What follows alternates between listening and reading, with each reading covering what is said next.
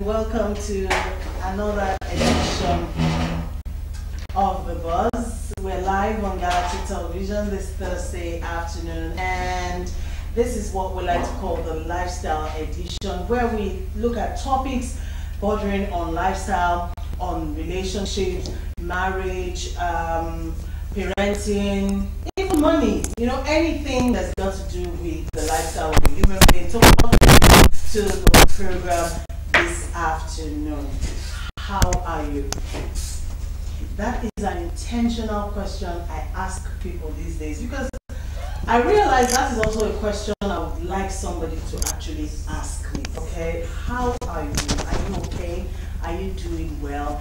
In the face of our current reality as a country, as a people, we need to be a support for each other, all right? Because nobody really is finding it that easy at this point in time. But then, one thing we certainly must not lose a face or lose hold on is hope, all right? And in that hope, also the belief that it can only get better, all right? So in doing that and holding on to hope, knowing that tomorrow's going to be a better day, check on people. Your neighbor you haven't seen in a week, in days, knock intentionally on their door if you can, if you're allowed to, and just say, good morning, how are you? Are you okay? Are you good?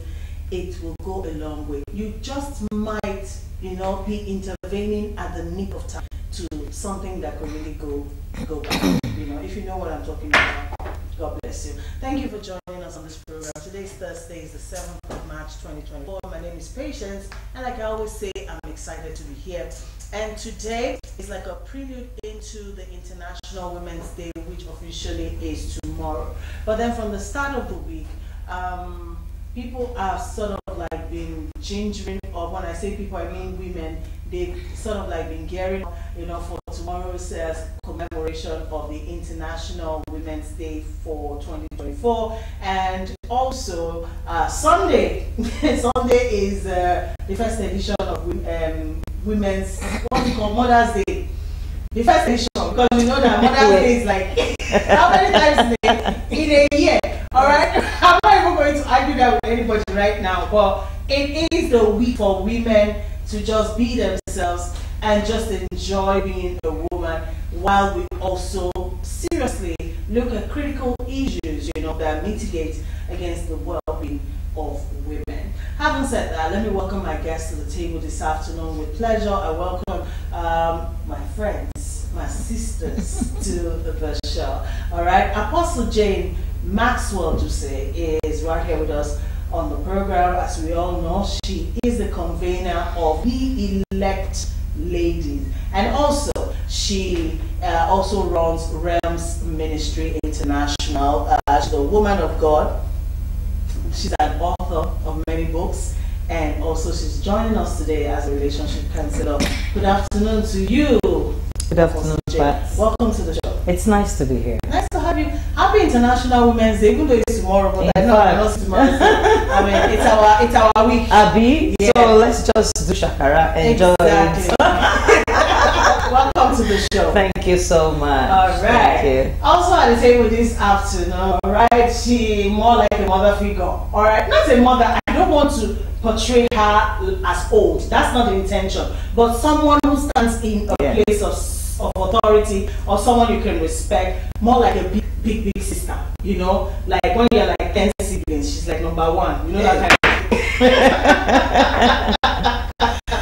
All right, she also runs her own ministry, all right, and she does a lot of things for the less privileged in the society, a humanitarian to the core, if I have to say it myself. And she's joining us also at the table as a counselor. It's a pleasure to have Apostle Grace Onuoha at the table. Good afternoon to you. Good afternoon. How are you? I am fine. Thank you for asking.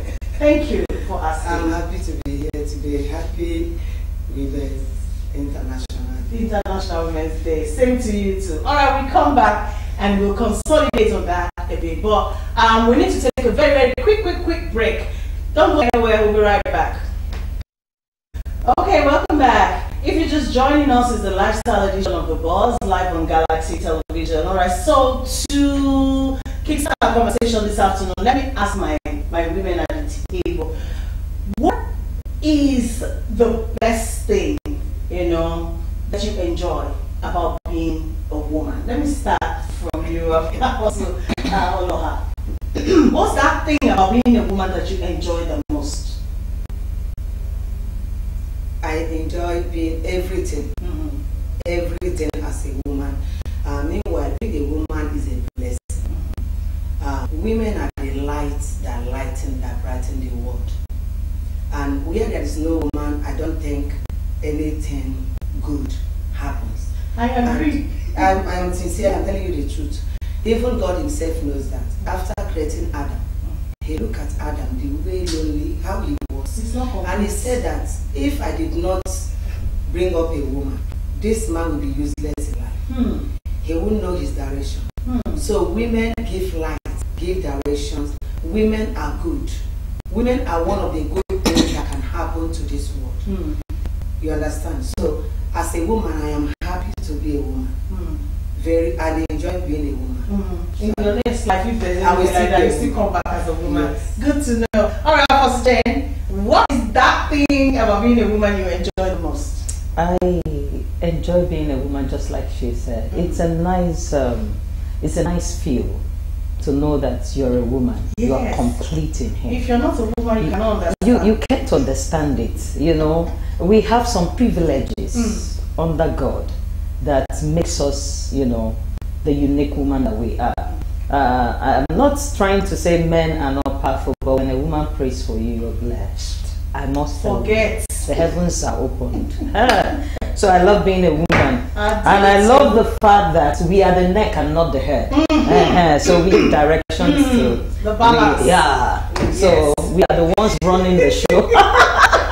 So I love it. I just love the place and the position that I'm a woman. All right, good to know. All right, so should I say what I enjoy about being a woman? What I enjoy about being a woman is being able to be different kinds of things at a time. Yes. You know, because being a woman affords you that opportunity. At a time you're a daughter, then you become a mother, a wife, a mother, and then, you know, like a woman goes through different phases as she goes through life.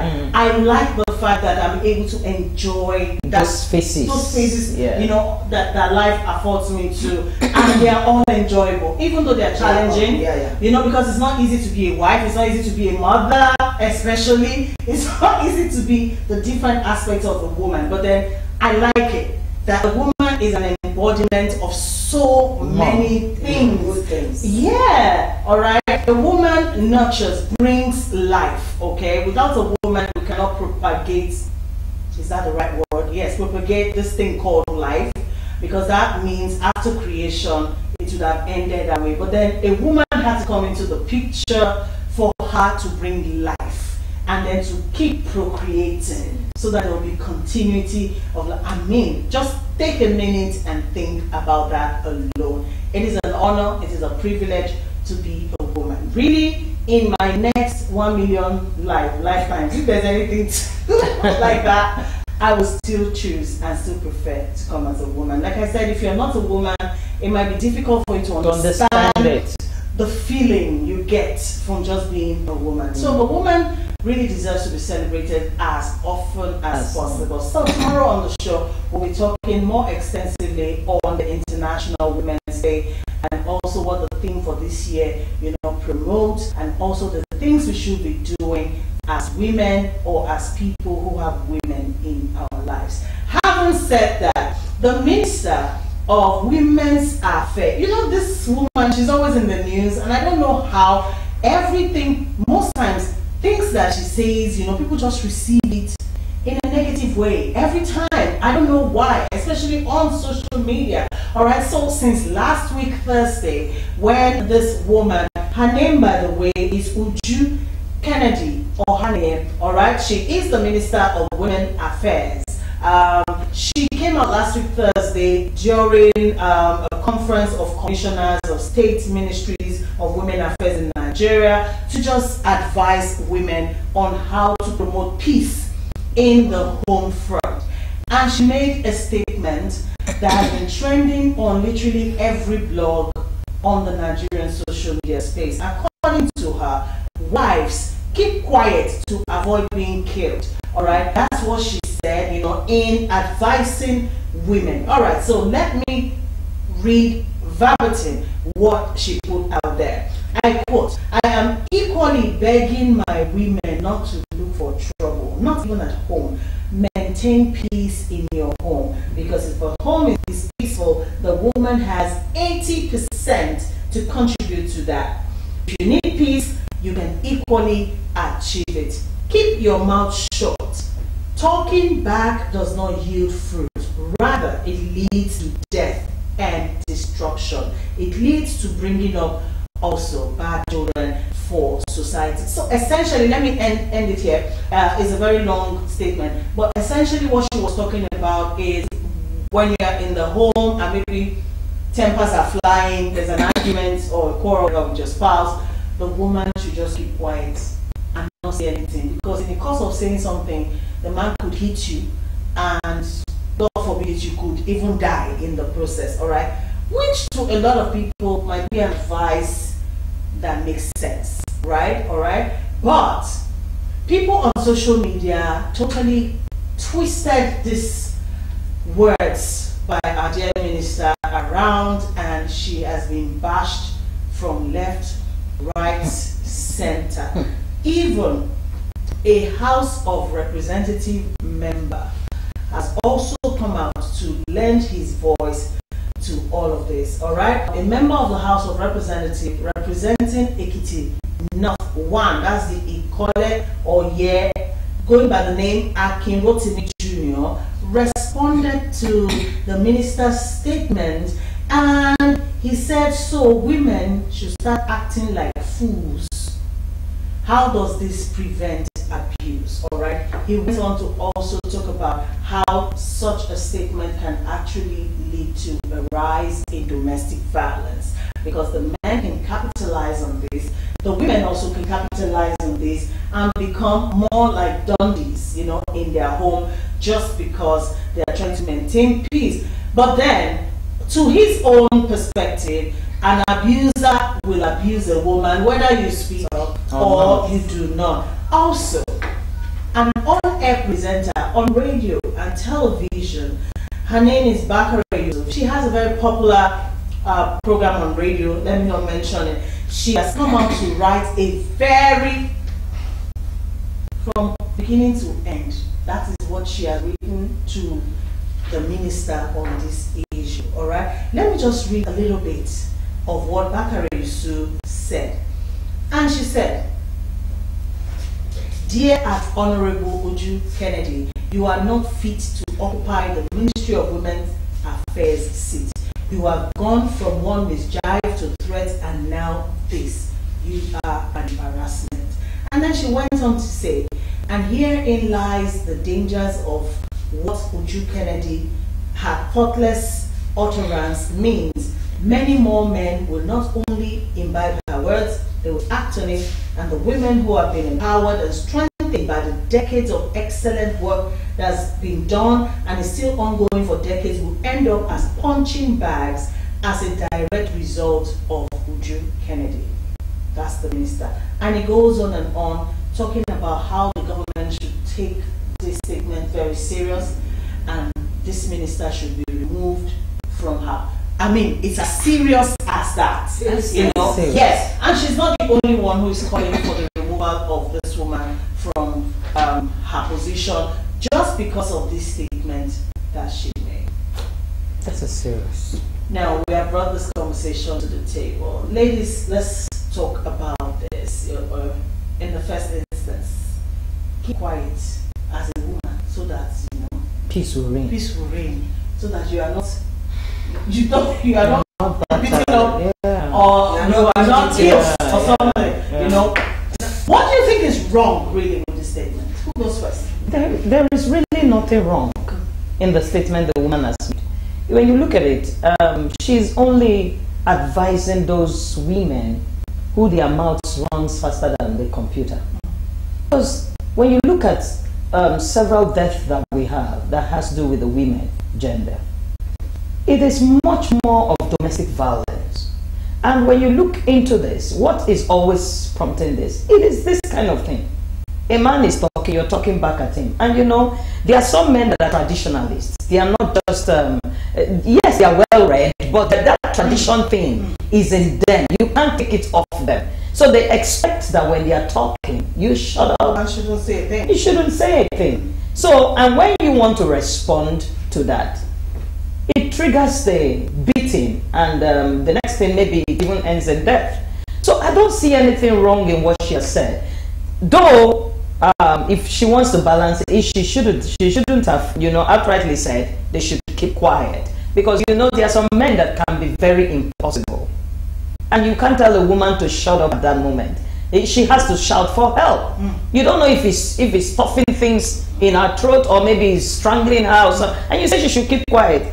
How will she keep quiet? She needs to shout out. So we need to look at it in this, in both ways, not just one side. So you think the way she conveys the message, you know, should have been different? It should have been a little different from how she put it, because that is why she's having this, you know, response from people. She should have put it a little bit different from that. But we that we are here, we understand why she said that. But it's not everybody that will understand that, especially those that are feminists. You know, they wouldn't want to take that, you know. So I feel she should have put it or communicated it a little bit better than this. And but whatever it is, she's not outrightly wrong. All right, thank you for that. All right, let's hear from you, ma'am. Yeah, the woman actually, when you look at what she said, is an advice to her fellow women, just to make sure that peace reigns in your house. But as my sister rightly said, the way she put it, as if she's trying to shut the women up not to speak out, because women are not slaves. Even though in our world you can't treat slave anyhow. Yeah. Even if that slave cannot talk, there are laws around you that can take it up. Yeah. So that, you know, the situation women find themselves this time is like they are being shut up, they are being asked to keep quiet even while you are dying. Some men are really boys. They don't even know. Some of them talk more than women. There are some men that nag more than women. That's the truth. So there is a limit to what a woman can. What a woman can. What a human being. Yeah. Even a woman being, male or female. That is just the truth. But asking women to be quiet, not just to become dumb in their home, but they should be wise, because your life first. Thank you. Your life first. Maybe she have, because of her office, due to her office, she might have seen a lot of problems that happened, that came as a result of women talking, nagging, arguing. Because this argument, even apart from man and woman or husband and wife, when two people are having argument, if one person did not pick up himself quickly to just close, it may lead to something else. It may lead to violence. So that's exactly what she's trying to say. But people misunderstood her. You understand me? So I'm also saying that women should be wise, but must not give yourself out to play as if you're a fool. The power of a woman is mostly in their mouth. You know, a woman cannot rise and start beating a man. But there are some things you want to communicate, and the man is not even understanding. When you are dealing with a man that is understanding, is better. But when you are dealing with a man that doesn't even understand, you will try all your best to make sure you communicate. One thing I will also advise: every woman should learn their man. If your husband is such a violent person, when he's talking, please find a way. Close your mouth. Then know the right time to communicate whatever you want to communicate to him. I think that would be better. Because not all men will take it when they are talking, you are talking, they are talking, you are talking back. sometimes it steer up. That's exactly what that woman is trying to say. Okay, all right. So we've tried to analyze what Uju Kennedy's statement was actually trying to say, but I have to be neutral in this conversation. So, I think we should also, men that are hearing us today, should also devise a means of talking to every meeting. Okay, we are going to celebrate International Women's Day tomorrow. When are they celebrating Men's Month? Who and who can say this men? There are a lot of men in marriage that they are not qualified to even keep a woman in their house. They don't have what it takes. So they run down these women. They run them down. They make them feel so inferior. They don't want them to see themselves as important as women are. So men should also be cancelled. Men should also be talked to, no matter their level. Because there's a limit to what you can take. A woman is not an item which you buy and just put in the house and say she shouldn't talk.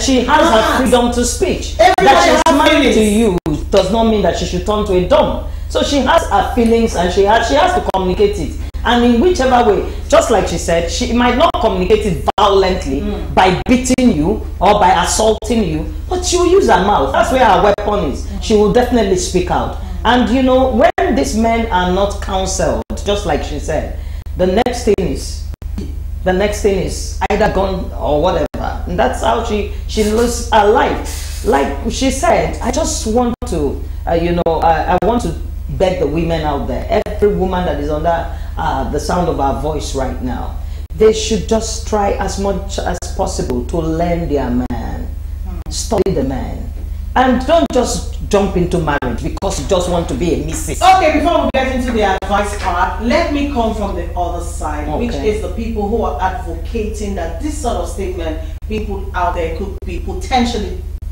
dangerous.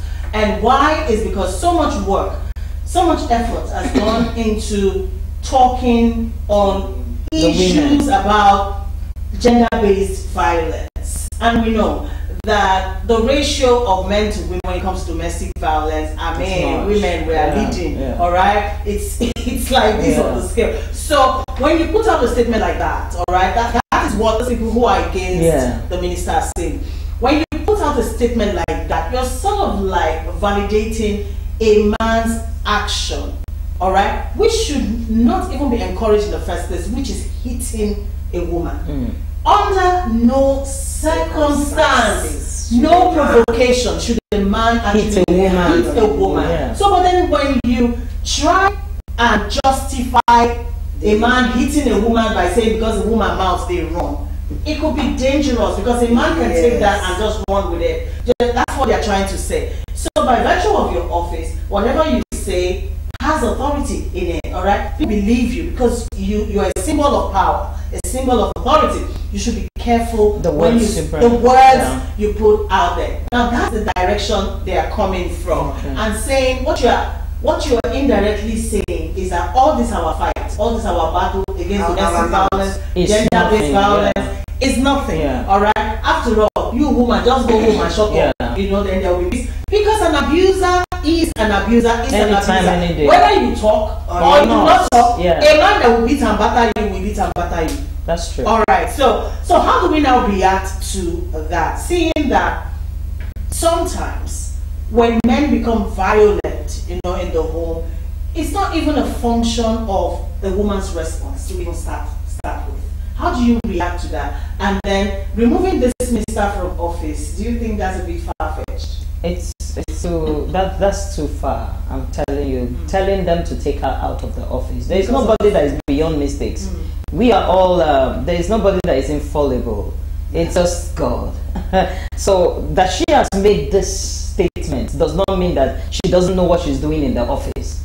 She does know, but she should have put it just like we said earlier, in the other way around. But it came out this way. So we shouldn't just we shouldn't transfer the aggression of Nigeria on her at this point. Let's still pardon her because I think she's still there to advocate for everybody, not just the women alone. So we shouldn't say they should take her off the office. She definitely knows what she's doing there.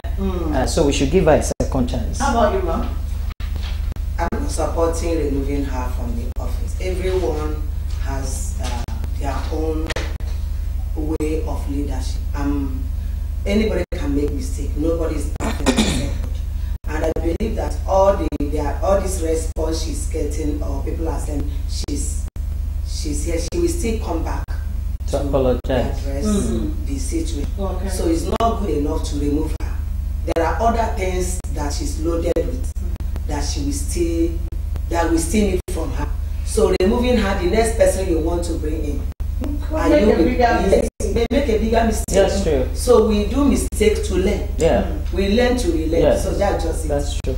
They should not remove her. Okay, I wish we have so much time, to continue discussing this issue, because it's a very, very salient and timely conversation. Okay, because more women are dying every day from gender-based violence and domestic violence, and we need to keep pushing the message out there that it is a capital no to domestic violence, a capital no to gender-based violence, however you want to look at it, whatever the circumstance is. Just like no is final when it comes to rape, no matter if the lady is naked or she's half-clad, you cannot begin to justify the action of a rapist and say because the victim was like this. You cannot, it doesn't make any sense. Just the same way, you cannot justify a man beating his wife because or any woman, not just his wife. Her mouth is a typewriter. Yeah. No, that